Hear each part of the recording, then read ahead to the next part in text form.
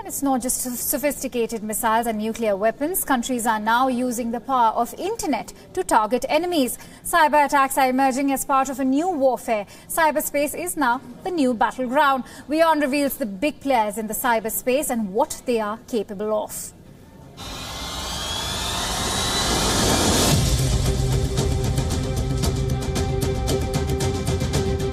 In the past 2 years, Russia has been accused of carrying out cyber attacks on Washington, London, Canberra and a few other countries. It's been slammed for using the power of the internet to interfere in the 2016 US presidential election.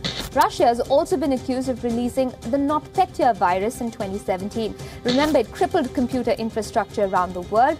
It also shares the blame for launching cyber attacks on computers in the United States and the United Kingdom and Australia. That's not all. Russia has been criticized for attacking the US power grid earlier this year itself. Russia's goals seem pretty clear. The Kremlin has the means to achieve them, and it's not shy of using cyber warfare to cripple its opponents. The second big player in all of this is China. It's been using cutting-edge innovation, CCTV cameras, big data and artificial intelligence to create the world's largest surveillance network.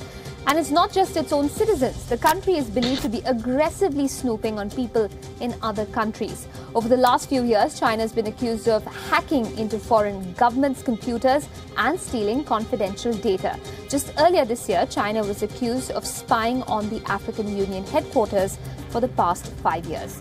Now, malware, phishing attacks are other common weapons that China has been accused of using to infiltrate both global computer networks. Let's take a look also at the third emerging player in cyber warfare. It's none other than North Korea. It may well be the most isolated country in today's globalized world, but the country has been able to use the internet to its advantage. North Korea, which once saw the internet as a threat to its regime, is now exploiting cyber tools to spy on enemies and to get access to their classified material. There have been numerous hacking incidents and other cyber crimes in the recent past that point to North Korea's involvement.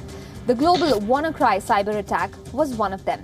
Now, it affected no less than 150 countries. That's not all. North Korea is using cyber power to target financial institutions and Bitcoin exchanges as well. For instance, in 2016, where North Korean hackers attempted to steal $1 billion from the New York Federal Reserve.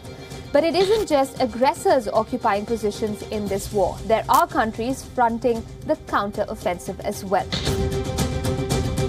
Time and again, the United States has been aggressively vocal about Russia-backed cyber attacks.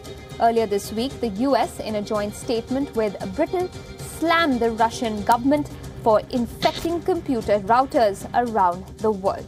Now, according to the United States, the strike was intended to advance spying and to steal intellectual property. The US is also vigilant against Chinese threats and it's wary of its espionage attempts. In its latest move, the US has banned American firms from selling parts and software to China's ZTE Corp for 7 years. The ban was imposed after the US found ZTE illegally shipping US goods to Iran, which is, of course, a close ally of Russia.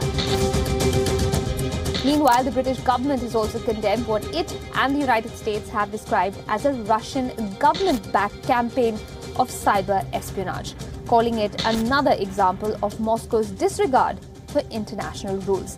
In fact, reports have quoted unnamed security sources in the United Kingdom saying that Britain would consider launching a retaliatory cyber attack against Russia if it targeted British national infrastructure. Now, Britain's relations with Russia are at a historic low already. It's no surprise that cybersecurity has become a focal point of those strained times.